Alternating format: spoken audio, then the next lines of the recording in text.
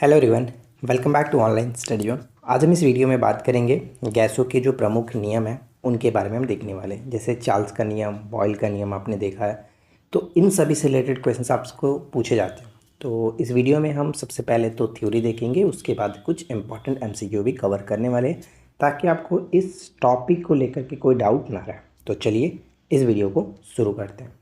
तो शुरुआत करते हैं एकदम शुरू से। यहाँ पे हम देखेंगे कि परिस्थितियाँ अगर सामान्य होने पर सभी जो गैसें होती हैं आमतौर पर समान व्यवहार करती हैं, लेकिन अगर उनके दबाव, तापमान और आयतन जैसी भौतिक स्थितियों में थोड़े से बदलाव के साथ ये विचलन दर्शाने लगती हैं, दिखाने लगती हैं। गैस नियम गैसों के इस व्यवहार का विश्लेषण है।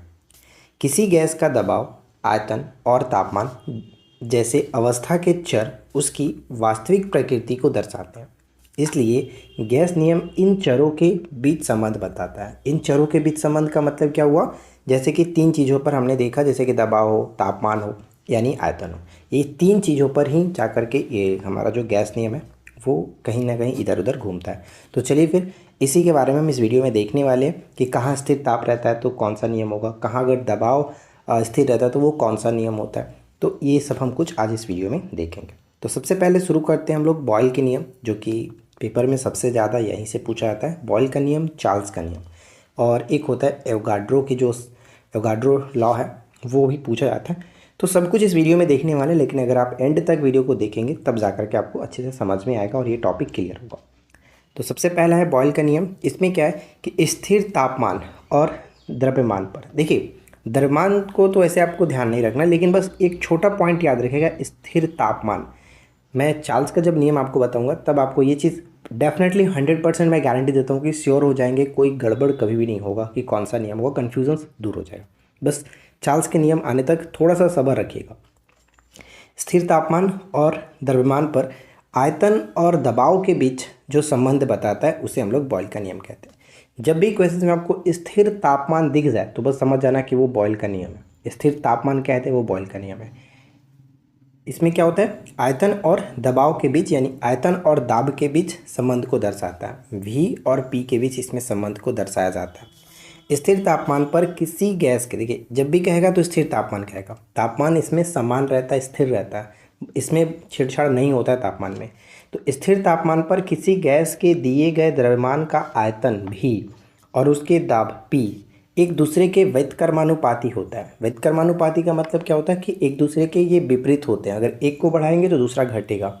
ये चीज़ समझना है। जैसे गणितीय रूप से इसे हम लिख सकते हैं PV बराबर, जो कि यहाँ पे K क्या है, तो K एक प्रकार का स्थिरांक हो जाता है, P दाब है तो V आयतन है। तो यहाँ पर हम इस तरह से भी लिख सकते हैं कि P जो समानुपाती है वो 1/V के, एक दूसरे के ये उल्टा है, तो एक बढ़ेगा तो एक घटेगा, इस तरह से, ठीक है। और इसी को हम लोग तोड़ करके अगर लिखते हैं तो P1/P2 बराबर V2/V1 लिखते हैं। ज़्यादा इसमें कुछ है नहीं, ठीक है। बस ये चीज़ आपको समझना है कि इसमें स्थिर ताप पर होता है, स्थिर ताप पर, ठीक है। क्या कह रहा है कि अतः बॉयल के नियम के अनुसार यदि दबाव दुगना कर दिया जाए तो स्थिर तापमान पर उस गैस का आयतन आधा हो जाएगा, ठीक है फ्रेंड्स, आधा हो जाएगा। तो ये था आपका बॉयल का नियम, इसमें ज़्यादा कुछ नहीं था। अब हम चलते हैं चार्ल्स के नियम पर। अब थोड़ा सा ध्यान दीजिएगा और ये आपका कन्फ्यूज़न दूर कर देगा। जैसे कि 1787 में चार्ल्स ने स्थिर दबाव, अब यहाँ पे ध्यान दीजिएगा, उसमें हमने देखा था कि स्थिर ताप होता है, लेकिन चार्ल्स के नियम में स्थिर दाब होता है, पर गैसीय पदार्थ की मात्रा पर तापमान के प्रभाव का विश्लेषण किया। उनके निष्कर्षों के अनुसार स्थिर दबाव पर यानी स्थिर दाब पर और स्थिर द्रव्यमान के लिए गैस का आयतन तापमान के सीधे अनुपातिक होता है, यानी V और T यहाँ पे आता है। V और T के बारे में यहाँ पे देखते हैं। लेकिन हमने बॉयल के नियम में क्या देखा था, बॉयल के नियम में स्थिर ताप था, तो वहाँ पे सिर्फ और सिर्फ P और V के बारे में बात की गई थी, तापमान वहाँ पे समान था। अब मैं आपको छोटा सा एक ट्रिक बता देता हूँ, जैसे कि अब कन्फ्यूजन दूर हो जाएगा। आपको पता होगा कि टीवी का आविष्कार किसने किया था, टीवी, टेलीविज़न जो हम देखते हैं, चार्ल्स बैबेज, ठीक है, चार्ल्स। तो चार्ल्स का हम याद रखिएगा, चार्ल्स का टीवी, चार्ल्स नहीं तो टीवी खो जाता है ना, तो चार्ल्स का T और V, चार्ल्स का टीवी। तो चार्ल्स का नियम तो यही है ना कि स्थिर दाब पर क्या किसके बीच संबंध दिखाता है, तापमान और आयतन के बीच। तो यहीं पे देखिए चार्ल्स का टीवी, आप ये सब अगर ये याद रहेगा कि चार्ल्स का टीवी होता है तो डेफिनेटली आप ये क्लियर कर पाएंगे कि अगर चार्ल्स के नियम में दाब यहाँ पे स्थिर रह रहा है, क्योंकि यहाँ पे देखिए प्रेशर का कोई रोल नहीं हो रहा है, तो पी अगर स्थिर है तो ये एक चीज़ क्लियर हो जाएगा कि डेफिनेटली जो कि हमारा बॉयल के नियम में ताप स्थिर होगा।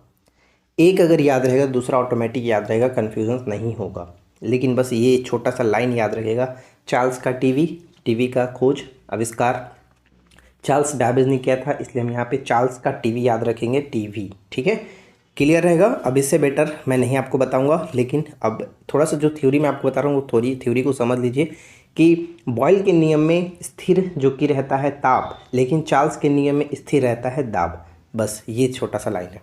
इसका मतलब ये है कि तापमान बढ़ाने के साथ आयतन बढ़ेगा, जबकि तापमान घटने के साथ आयतन घटेगा। ये क्यों? क्योंकि ये दोनों एक दूसरे के अनुपातिक होता है, अनुपातिक होता है। ठीक है फ्रेंड्स, चलिए यहाँ पे अब आते हैं गैर लुसाक का नियम होता है। गैर लुसाक का नियम होता है दबाव और तापमान। दबाव और तापमान जो कि कानून रूप से, कानून का मतलब यहाँ पे नियम के रूप से भी जाना जाता है। इसे हम लोग दबाव और तापमान के नियम से भी जानते हैं। गैर लुसाक के नियम की खोज 1802 में एक फ्रांसीसी वैज्ञानिक जोसेफ लुइस गे लुसाक ने की थी, इसलिए इनको ये नाम दिया जाता है गे लुसाक। ठीक है, वायु थर्मामीटर का निर्माण करते समय गे लुसाक ने गलती से पाया कि किसी गैस के निश्चित मात्रा और द्रव्यमान पर उस गैस का जो दबाव होगा तापमान के सीधे अनुपातिक होता है। यानी यहाँ पे क्या होता है, पी और टी के बीच संबंध दिखाया जाता है, पी और टी के बीच संबंध दिखाया जाता है। बॉयल के नियम में हमने क्या देखा था, बॉयल के नियम में पी और भी के बीच संबंध दिखाया जाता है। चार्ल्स के नियम में टी और भी के बीच संबंध दिखाया जाता है, जबकि गे लुसाक के नियम में पी और टी के बीच संबंध दिखाया जाता है। तो ये तीनों आप अच्छे से याद रखेंगे, तब जा कर के आपका कन्फ्यूज़न दूर रहेगा। चलिए इसके बाद हमारा आता है एवोगाड्रो का नियम। एवोगाड्रो लॉ जो है 1811 में एवोगाड्रो ने डाल्टन के परमाणु सिद्धांत और गे लुसाक के नियम के निष्कर्ष को मिलाकर के एक और महत्वपूर्ण गैस कानून नियम दिया, यानी गैस का नियम दिया, जिसे एवोगाड्रो का नियम कहा जाता है। एवोगाड्रो के नियम के अनुसार स्थिर तापमान और दबाव पर, यहाँ पर फिर से देखिए स्थिर तापमान आता है, सभी गैसों के आयतन में अणुओं की जो संख्या होती है वो समान होती है। इनका कहना था, देखिए क्वेश्चंस डायरेक्ट आपसे पूछेगा कि निम्नलिखित में से किसके नियम के अनुसार स्थिर तापमान और दबाव पर सभी गैसों के आयतन के अणुओं की संख्या, जब अणुओं की संख्या की बात आने लगे तो वहाँ पे आप समझ जाना कि एवोगाड्रो के नियम की बात की जा रही है। ठीक है, जहाँ n क्या होता है वो मोलों की संख्या होगा, मोलों की संख्या। और मोलों की संख्या होता कितना है, ये क्वेश्चन ऑलरेडी पूछा गया है। किसी भी गैस के एक मोल में अणुओं की संख्या को एवोगाड्रो स्थिरांक के रूप में जाना जाता है, और जिनकी गणना हम एक जो मोल होता है उसको हम कहते हैं 6.022 इंटू 10⁻23। ये चीज़ याद रखेगा, ये भी पूछा जाता है। ठीक है, अब आता है एक आदर्श गैस नियम। आदर्श गैस का नियम क्या है, तो आदर्श गैस नियम दाब, आयतन और गैस के मोलों की संख्या और तापमान के बीच संबंध दर्शाने के लिए बनाया गया है। यानी ये तीनों के बीच संबंध को दर्शाता है। ध्यान दीजिएगा, पी, भी और यहाँ पे जो गैस है, यानी कि गैस के दाब, आयतन के बीच ये संबंध को दर्शाता है, और टेम्परेचर के भी, क्योंकि तापमान यहाँ पर भी कहा जा रहा है कि ये सबके बीच, मोलों की संख्या के बीच। तो क्योंकि हम जानते हैं कि जो हमारा आदर्श गैस का समीकरण होता है पी बराबर nRT होता है, पी बराबर nRT। n मतलब मोलों की संख्या, जैसे कि यहाँ पर ऊपर में हमने देखा था ना, एवोगाड्रो की संख्या में n जो होता है वो मोलों की संख्या होता है। यह एक काल्पनिक या सैद्धांतिक आदर्श गैस का समीकरण दिखाता है। दाब और आयतन का एक दूसरे के साथ विपरीत संबंध है। दाब और आयतन का एक दूसरे के साथ विपरीत संबंध है, क्योंकि अगर एक बढ़ेगा तो एक घटेगा, लेकिन तापमान के साथ इनका संबंध सीधा है। अगर तापमान की बात करें तो अगर हम लोग प्रेशर को बढ़ाएंगे तो तापमान भी बढ़ेगा, और आयतन को बढ़ाएंगे तो तापमान बढ़ाएंगे तो आयतन भी हमारा बढ़ेगा। ये होता है इन दोनों के बीच, तीनों के बीच संबंध आप इस तरह से देख सकते हैं। तो आपसे ये पूछा जा सकता है कि निम्नलिखित में से कौन सा आदर्श गैस का समीकरण है या फिर आदर्श गैस के समीकरण को दर्शाता है, तो पी बराबर nRT आपको याद रखना है। ठीक है फ्रेंड्स, तो ये रहा आपको आदर्श गैस के समीकरण के बारे में आपको बताया। आदर्श गैस 3 सरल गैसों के संयोजन है, वे एवोगाड्रो का नियम, बॉयल का नियम और चार्ल्स का नियम। अब यहाँ से एक प्रश्न ये बन सकता है कि जो आदर्श गैस का नियम है वो किन नियमों के संलग्न से बना है या फिर संयोजन से बना है, किन 3 नियमों का संयोजन है, ऐसे पूछा जा सकता है ऑप्शंस के अकॉर्डिंग। तो आपको याद रखना है एवोगाड्रो की संख्या, एवोगाड्रो का जो नियम है, बॉयल का नियम और चार्ल्स का नियम, ये तीनों के संयोजन से हमारा आदर्श गैस का समीकरण निकलता है या फिर नियम बनता है। ठीक है, क्लियर है। अब चलिए, अब हम आते हैं क्वेश्चंस पे। उम्मीद है कि आपको सारा चीज़ समझ में आया होगा। अब क्वेश्चंस लगाते हैं, कुछ एक्स्ट्रा क्वेश्चन भी देखने को मिलेगा, जानने को मिलेगा। तो पहला पॉइंट देखिए क्या कह रहा है। पहला पॉइंट हमारा ये है कि बॉयल के नियम के अनुसार स्थिर तापमान पर गैस के निश्चित द्रव्यमान पर आयतन क्या होता है। तो आयतन क्या होता है, यहाँ पे हमने क्या देखा था, स्थिर तापमान तो होता ही है, बॉयल के नियम में स्थिर तापमान होता है, और इसमें क्या होता है कि जो आयतन होता है वो इसके दाब के व्युत्क्रमानुपाती होता है। हमने देखा था ना कि P समानुपाती 1/v, ठीक है, ये होता है व्युत्क्रमानुपाती होता है। यहाँ पे हमारा ऑप्शन बी बिल्कुल सही आंसर बनेगा। इसके बाद सेकंड क्वेश्चन है कि जब धातु अम्ल के साथ अभिक्रिया करता है तो प्राय कौन सी गैस निकलती है, कौन सी गैस उत्पन्न होती है। एक्चुअली ये क्वेश्चन बहुत ज़्यादा VVI है। जब भी कोई धातु अम्ल के साथ अभिक्रिया करता है तो बाहर जो निकलता है वो हमारा हाइड्रोजन गैस होता है, हाइड्रोजन गैस।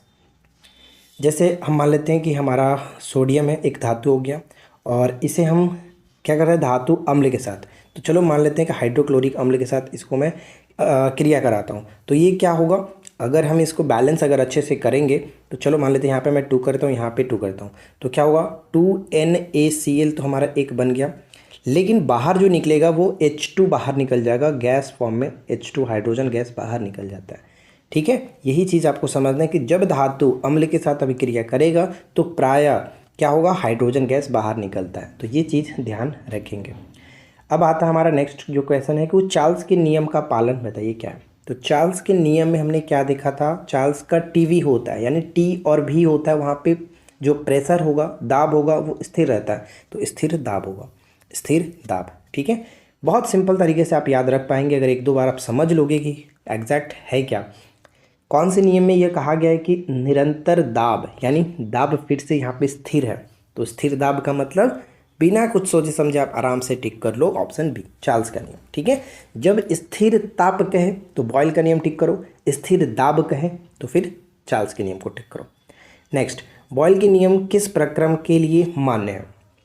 तो क्या हमने देखा था, उसमें स्थिर ताप होना चाहिए, यानी समान ताप होना चाहिए, ताप में कोई छेड़छाड़ नहीं होना चाहिए, तो समतापी यहाँ पे सी। इसी तरह से पूछा जा सकता है ना कि बॉयल चार्ल्स का नियम किस प्रक्रम के लिए मान्य है, तो वहाँ पे फिर समदाबी कहना पड़ेगा। तो थोड़ा सा समझिए। अगला है कि स्थिर ताप पर गैस प्रसारित करने पर क्या होगा। अगर स्थिर ताप है, ताप को हम स्थिर रखते हैं और गैस को प्रसारित करते हैं तो वहाँ पे हमारा क्या होगा, दाब घट जाता है, दाब घट जाता है, ऑप्शन ए। नेक्स्ट, भिन्न भिन्न तापों पर गैसों के आयतन दाब आचरण को दर्शाने के लिए आरेखित चक्र रेखा क्या कहलाती है। भिन्न भिन्न तापों पर गैसों के आयतन दाब आचरण को दर्शाने के लिए आरेखित जो चक्र रेखा होती है उसे क्या कहते हैं, उसे हम लोग आइसोथर्म्स कहते हैं, आइसोथर्म्स, ऑप्शन ए। नेक्स्ट देखिए, अगला कह रहा है कि स्थिर ताप आ गया तो क्या करेंगे, सब पहले तो समझेंगे बॉयल का नियम है, अगर पूछा जाएगा तो बॉयल का नियम ही टिक कर देंगे। स्थिर ताप पर किसी गैस की निश्चित मात्रा यानी मोलों की संख्या का दाब और उनके आयतन भी के व्युत्क्रमानुपाती होता है। तो बस वही चीज़ है जो नियम पूछा जा रहा था, तो ये नियम किसका है, बॉयल का नियम है, ऑप्शन डी को टिक करेंगे। नेक्स्ट क्या है कि परम ताप किस नियम का परिणाम है। परम ताप जो है वो किस नियम का परिणाम है, तो ये हो जाता है आपका चार्ल्स के नियम का, परम ताप चार्ल्स के नियम का परिणाम, ऑप्शन ए। नियत आयतन पर गैस की एक निश्चित मात्रा, नियत आयतन पर एक गैस की निश्चित मात्रा का दाब उसके परम ताप के समानुपाती है, उपयुक्त नियम किसका है। तो ये क्या है, गै-लुसाक का नियम। गै-लुसाक का नियम हमने क्या देखा था कि P और T के बीच ये संबंध दर्शाता है, तो यानी कि दाब और उसके परम ताप के समानुपाती है, तो ये हम कहते हैं गै-लुसाक का नियम, ऑप्शन सी। नेक्स्ट आता है कि गैसों के अणुगति सिद्धांत द्वारा निम्नलिखित में से किस नियम की व्याख्या की जा सकती है। गैसों के अणुगति सिद्धांत के द्वारा निम्नलिखित में से किस नियम की व्याख्या की जा सकती है। तो बॉयल के नियम के भी, चार्ल्स के नियम और एवोगाड्रो के नियम, यानी ऑप्शन डी हो जाएगा। गैस के अणुगति जो सिद्धांत, जैसे कि हम आदर्श गैस का नियम भी बात कर सकते हैं कि तीनों को संयोजन है, तो यही तीनों का संयोजन था। परम शून्य ताप है। परम शून्य ताप हम किसको कहते हैं? परम शून्य ताप हम कहा जाता है सबसे जो न्यूनतम तापमान हो सकता है, सबसे न्यूनतम तापमान उसको कहते हैं। सैद्धांतिक रूप से न्यूनतम संभव तापमान कितना होता है आप लोग बता सकते हैं, तो कमेंट करके जल्दी से बता दीजिए। -273.15 डिग्री सेल्सियस। तो ध्यान रखना है क्या बताया मैंने, 0 डिग्री केल्विन याद रख सकते हैं, या फिर आप इसको अगर सेल्सियस में बताना है तो -273.15 डिग्री सेल्सियस होता है। और अगर आपको इसी को फ़ारेनहाइट में बताना है तो वो भी आप याद रखिए, जैसे कि -460 डिग्री फ़ारेनहाइट हो जाएगा। ठीक है, फ़ारेनहाइट में ये हो जाता है, ये भी याद रखिए। तो करेक्ट आंसर ऑप्शन बी को टिक करेंगे। नेक्स्ट आता है कि गैसीय समीकरण पीवी बराबर एनआरटी में आर क्या प्रदर्शित करता है। पी तो हम प्रेशर हो गया, भी वॉल्यूम हो गया, एन जो होता है वो मोलों की संख्या होता है, आर जो होता है वो गैसीय मोल को दर्शाता है, एक गैसीय मोल को, और टी तो टेम्परेचर हो जाता है। तो करेक्ट आंसर ऑप्शन ए बन जाएगा, एक गैसीय मोल को। आदर्श गैस की ऊर्जा निर्भर करती है। आदर्श गैस की ऊर्जा किस पर निर्भर करती है? तो राइट आंसर ऑप्शन डी, मोलों की संख्या पर। आदर्श गैस की ऊर्जा मोलों की संख्या पर निर्भर करती है। किसी गैस को दबाने पर क्या होता है, यानी संपीड़ित करने पर क्या होगा? किसी गैस को दबाने पर उसके दाब और ताप दोनों बढ़ते हैं। यहाँ पे सी बिल्कुल सही आंसर है। इसके बाद नेक्स्ट प्रश्न है कि ताप एवं दाब की समान अवस्थाओं में विभिन्न गैसों के समान आयतन में किसकी संख्या समान होती है? दाब एवं ताप की समान अवस्थाओं में विभिन्न गैसों की समान आयतन में किसकी संख्या समान होती है? तो अणुओं की संख्या समान होती है। ऑप्शन यहाँ पे बी हो जाएगा, अणुओं की संख्या समान होती है। घनत्व में अंतर रहते हुए भी सभी गैसों के पृथ्वी के गुरुत्वाकर्षण बल के विरुद्ध परस्पर घुल मिल जाने की स्वाभाविक प्रक्रिया को क्या कहते हैं? घुल मिल जाने की स्वाभाविक प्रक्रिया को कहते हैं हम लोग गैसों का विसरण। और गैसों का विसरण किसने दिया था? जो ग्राहम थे, ग्राहम ने गैसों के विसरण नियम दिया था। ये भी क्वेश्चन रिपीट हुआ है। नेक्स्ट देखिए, वास्तविक गैस किन परिस्थितियों में आदर्श गैस का व्यवहार करती हैं? वास्तविक जो गैसें होती हैं वो किन परिस्थितियों में आदर्श गैस का व्यवहार करती है? प्रकृति में जो भी गैस मिलती हैं उन्हें हम लोग वास्तविक गैस कहते हैं। तो वास्तविक जो गैसें होती हैं वो इन परिस्थितियों में, जैसे निम्न दाब और उच्च तापमान, निम्न दाब और उच्च तापमान पर ये आदर्श गैस की तरह व्यवहार कर सकती हैं। तो ऑप्शन बी, और ये एकदम वीवीआई प्रश्न रहने वाला है, आप इसको अच्छे से याद रखिए। नेक्स्ट है कि वह गैस जो प्रशीतन एवं आग बुझाने में प्रयोग में लाई जाती है वो कौन सा है? तो सिंपल सा है आपका, कार्बन डाइऑक्साइड, CO2 जो गैस है इसका इस्तेमाल हम लोग करते हैं। वनस्पति घी, शराब एवं अमोनिया के निर्माण में होने वाली जो गैस है वो कौन है? तो वनस्पति घी, शराब और अमोनिया के निर्माण में होता है आपका हाइड्रोजन, हाइड्रोजन गैस का इस्तेमाल करते हैं। इसके बाद नेक्स्ट है कि स्थिर दाब पर, देखिए फिर आ गया स्थिर दाब, जब दाब आ गया तो फिर हम कहेंगे वो चार्ल्स का नियम है। तो ऑप्शन ए हो जाएगा, ज़्यादा कुछ सोचना नहीं है, आप क्वेश्चंस पढ़ेंगे वही आपका बताया जाएगा। नेक्स्ट है कि गैसों के विसरण का नियम किसने प्रतिपादित किया था? बताइए कि गैसों के विसरण, अभी मैंने आपको बताया ना कि पृथ्वी के गुरुत्वाकर्षण के विरुद्ध भी गैसें आपस में घुल मिल जाती हैं, तो इनका जो कारण होता है वो है आपका गैसों के विसरण के कारण, और ये जो नियम दिया गया था वो ग्राहम ने दिया था। ऑप्शन डी हो जाएगा, ग्राहम ने दिया था। तो देखिए फ्रेंड्स, आज के इस वीडियो में मैंने आपको गैसों के नियम से रिलेटेड जो भी चीज़ें थी सब कुछ बता दिया। उम्मीद है कि ये वीडियो आपके लिए हेल्पफुल रहेगी। वीडियो पसंद आया हो तो लाइक एंड शेयर करिए। चैनल पर पहली बार आए हैं सब्सक्राइब करके नोटिफिकेशन बेल आइकन को ऑल पे सेट कर लीजिए ताकि इसी तरह की अपडेट्स आपको मिलती रहे। फिलहाल हम मिलते हैं आपके साथ नेक्स्ट वीडियो में नए टॉपिक के साथ। Thanks for watching, keep learning, have a good day.